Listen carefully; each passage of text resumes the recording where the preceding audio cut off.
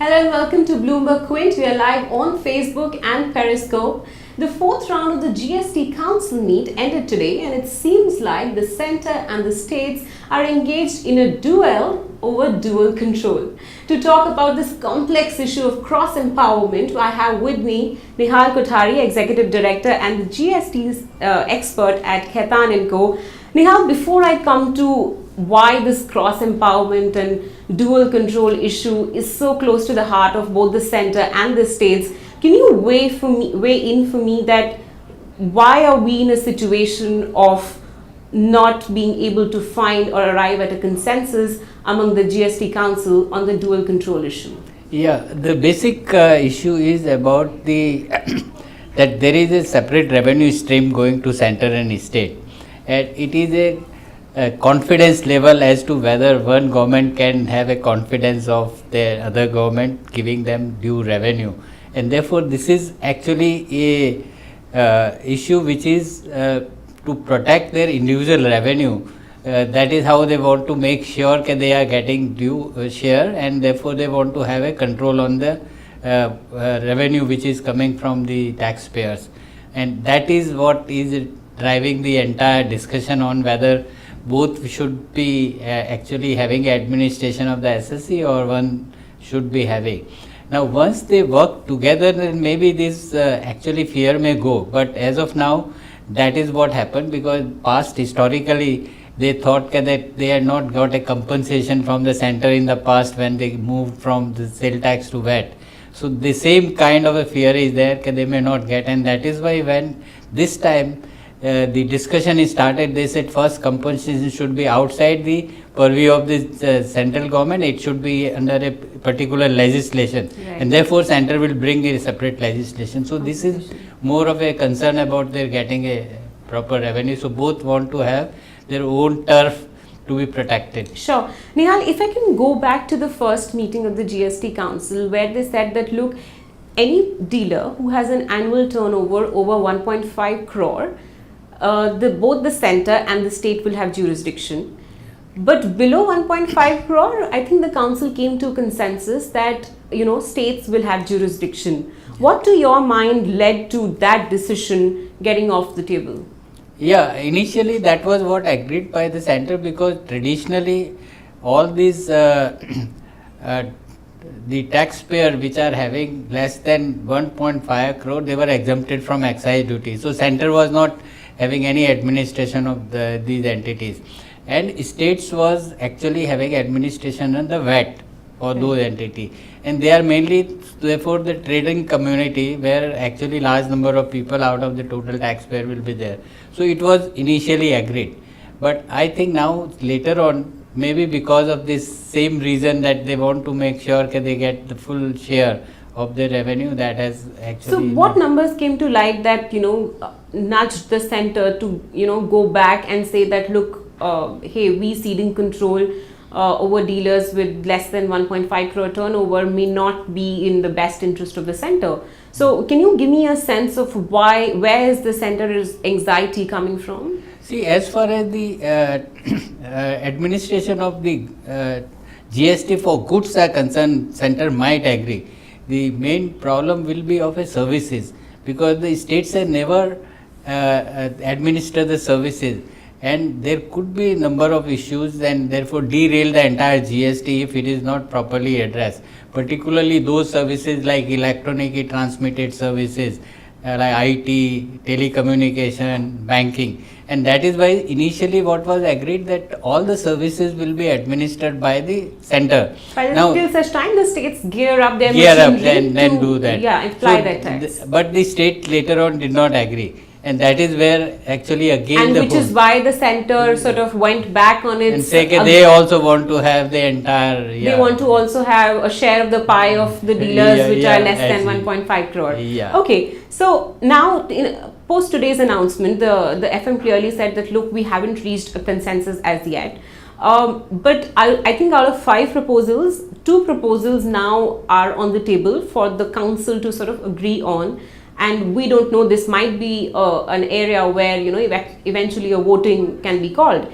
But the two proposals that the finance minister told the media about was a horizontal division and a vertical division. Before I come to the merits and demerits of each, can you sort of explain a little to our viewers what the horizontal division and vertical division will entail? See, horizontal division means up to a certain value limit, it will be administered by one tax authority, and above a particular threshold of that limit, it will be by the center. That is a vertical. So each That's entity. a horizontal. Yeah, that is a horizontal. Sorry, Right. horizontal. Right. Vertical is where you divide the based on the type of the businesses or enterprises, you divide among them. So, like for example, say all the chemical industry, for example, will be assessed by some one and government, and the others say maybe that all the trading in the goods, or say like it could be another industry like the entertainment industry in Maharashtra will be only by Maharashtra and not center. So it this is vertical on the industry or sector specific. And will this vertical division need to happen on a state by state basis, or will they say, okay, across states, chemical remains with center and XYZ remains with state? It cannot be state by state, because then again there could be a further complication. Right. Because in the same industry there could be movement of goods, movement of services. So therefore it has to be across all the state, and that is where the real challenge starts, because some state may have that industry predominantly like. Exactly. So they would want not to cede control over that industry. Yeah, that is right. Whereas in horizontal, at least there could be a demarcation, but then there the issue comes of interpretation, which is a major one. Okay, there could be dual interpretation. One center may have one interpretation, a state may have another interpretation for the same goods, or from the in the case of. So you're saying that within an industry, if the center and state both take control over it or have dual jurisdiction, for instance, a dealer of chemicals, for instance, one dealer can come under the center's jurisdiction and another dealer in the same chemical industry can come under the state jurisdiction, and both the center and state can have different view on a same issue, and then you don't know where you stand. But then, I mean, okay, I'm looking at it very simplistically. So for instance, center takes a decision for you, X dealer, and state takes for Y. So you just stick to that decision, and if you want, any party wants to contest it, you go to the relevant appellate authority. Yeah, but then the entire legal process of fighting this case in the that, based on our experience, take number of years, and it is a GST is a transaction based tax which is to be recovered from the customer and paid to the government. Right. Now in that case, to have a uncertainty for 15 years, where after 10 years or 15 you get a real actually answer to that what should be the right way, you can't recover that tax. So therefore the mechanism of litigation cannot work. So you have to. So you're saying, so maybe the dealer can argue, look, the state has taken this view on it, and if it's an unfavorable decision taken by that authority vis-a-vis that dealer, so that dealer can take a view that, look, my counterpart is getting treated in one fashion and I am being treated adversely, and hence this will. I am losing my business, and this will amount to litigation. So like say today also, when you say in the excise, in one jurisdiction, a excise officer can take one view, another jurisdiction another view. Take for example the tea. Now you in one jurisdiction say flavor tea is a tea, another jurisdiction say no, it is not falling under that HSN code, it is falling under the miscellaneous food item. So in that case, you have at least a machinery, you can go to Central Board of Excise and Custom and get clarity, and they can issue. Now when you are having a two government, and there is everything cannot go to GST Council for resolution. So there is no mechanism to actually resolve this issue outside the litigation. Okay, so which is where we sort of, I had a conversation with Vineet Agarwal of JSW Steel, and he mentioned that, look, one way to address this, if they want to really do this vertical division of sorts, is have a GST unit, like, a large taxpayer unit as we have in Mumbai today. Have this GST unit which has representation from both center and state, and then from an assessee's point of view, you're dealing with only one entity that has a consensus on a particular issue. Will that mechanism work, or do you have a better idea? Yeah, I think that mechanism will be better than both vertical and horizontal view, because at least then they sit together and take a one decision. So as far as taxpayer is concerned, he is getting one decision whether this way or that way, and that applies across the board. Right. So that is what will be better, but whether they will be able to sit together and do it for all the taxpayer is the major challenge, no? Okay.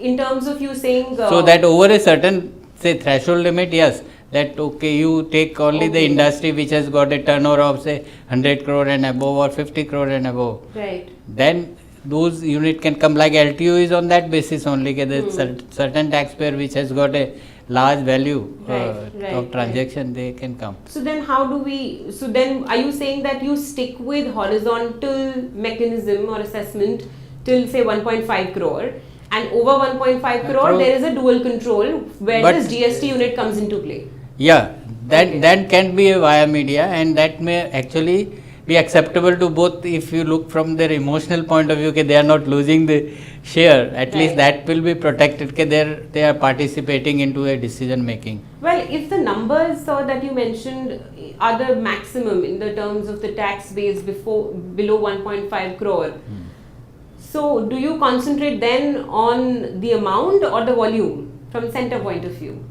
See, what they can do is all the dealers which are having the turnover by goods, that can be with the states. If they do a vertical one, and all the services can be with the center, because then they don't have to, state don't have to spend that much of time learning about those, and they are many of these services are electronically transmitted, where you need to have a one entity. So that could be the only way as far as the below 1.5 crore is concerned. Okay, so any other sort of wire media like you called besides this GST unit, because manning this GST unit will also be a problem for the center, right? Because they don't have that many officers to be able to man this GST unit each of the states, right? No, in fact it is the other way around, because the entire GST process is electronically managed. So they don't have to look at the paper, they don't have to do manpower can be so there is a large number of actually tax officers who will be now having a adequate time to do the audit, and in fact that is one reason that in the draft GST law there are multiple audit, multiple investigation has been actually prescribed, which is not required, because I mean that is because there are people who want to continue in that service, and therefore that can work out. I don't think there will be any issue. Other model that you see that can be agreeable to? I don't see why this suggestion will not be agreeable to both center and state, but any other model that you think? No, it has been working. It is the only thing is the communication gap has to be bridged. Like say in the case of customs also, international custom, where there are two countries involved, they sit together and they are two different countries altogether, but they come to a consensus. So, I mean, it is possible, it is only the initially they have to take each other in confidence, because the core concern that their revenue is protected is taken care of. It is only then to convince each other that they can sit together. It is now possible because during the last about 6 months, both central government officers, tax officers and the state tax officer, they are having training together. And therefore, they are coming for the first time coming together and then learning. So, I mean that process can continue even in the assessment. So, it can work, yeah. Okay, all right. So, there is this area of this 1.5 threshold that now we seem to be going back on, because the center is suddenly now not agreeable to it. Do you believe, or do you have reason to believe that the decision of the council that services will be a jurisdiction of this center may now get contested by states? Yes, that is the starting point, because initially it was agreed that center will do that is what we understand, that center will do the administration of all service sector till the state officers get trained. Right. But later on the state say that this was not agreed, and therefore they both went back and then say that we should have jurisdiction on all the taxpayers. Right. So that if they again discuss, maybe they can come to a conclusion, okay, as far as below 1.5 crore is concerned, goods will be assessed by the state and services by center, and then above that, which are the large, whether service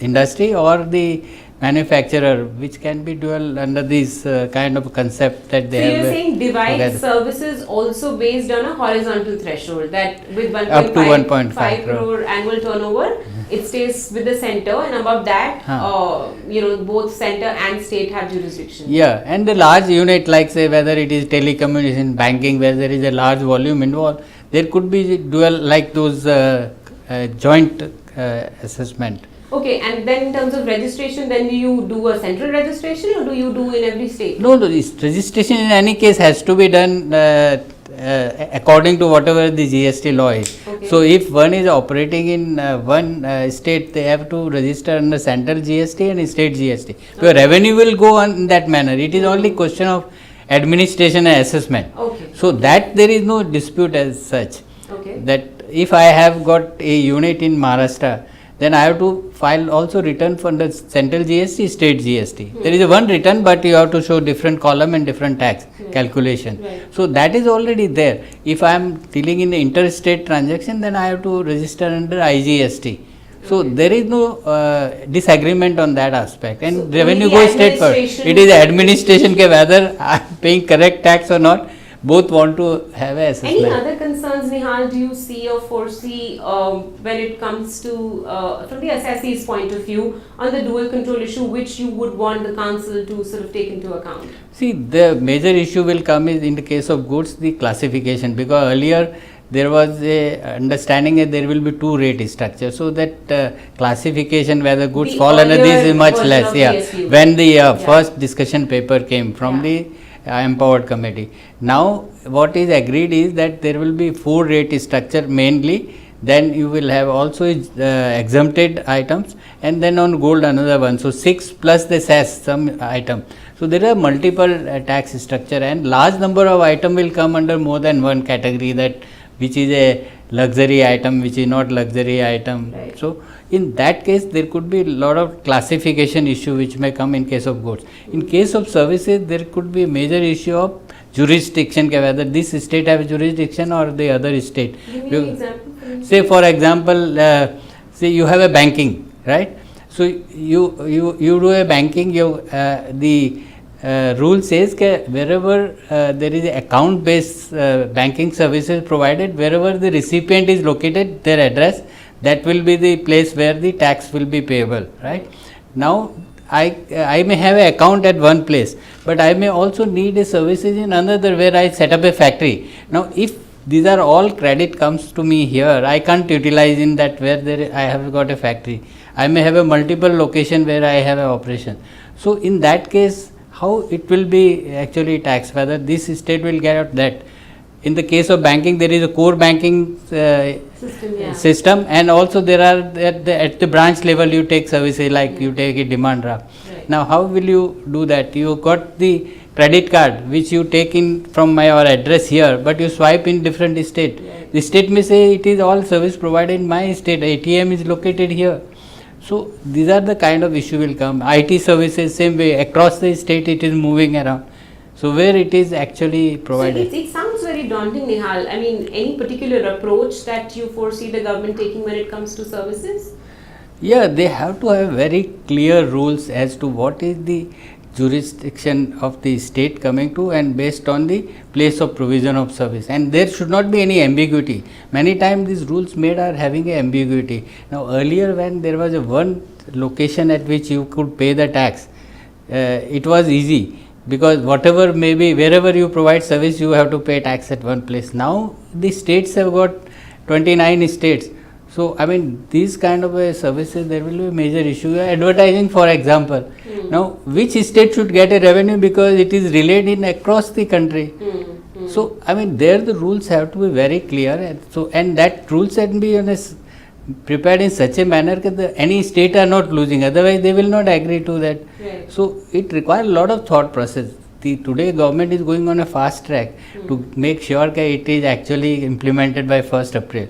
But in the process, this kind of issue may come, and therefore I suggest is that at least for first 2 years there should be learning for both officers as well as for the taxpayer, and then at least any dispute on whether the jurisdiction is correct or not, that can be determined. Meanwhile, the revenue has to be collected, but not this kind of dispute which even the officers may not be aware of this. They are also learning. Okay, all right. It's all a learning experience for everybody, but the finance minister seemed confident today in the conference, saying that compared to August, he feels more confident of tabling the various legislations regarding GST in the winter session. Thank you, Nihal, for your thoughts. Looks like that this dual control issue is going to consume a lot of the council's time in the coming meetings. The finance minister today said that on 20th of November, there's going to be an informal meeting where they will try and reach a political consensus on the dual control issue, and they'll give the states a week to weigh in on it. And on 24th and 25th, he seems confident that the dual control issue will be sorted on a consensus basis. We'll keep you posted on the fine print of all of this. Thank you very much for watching.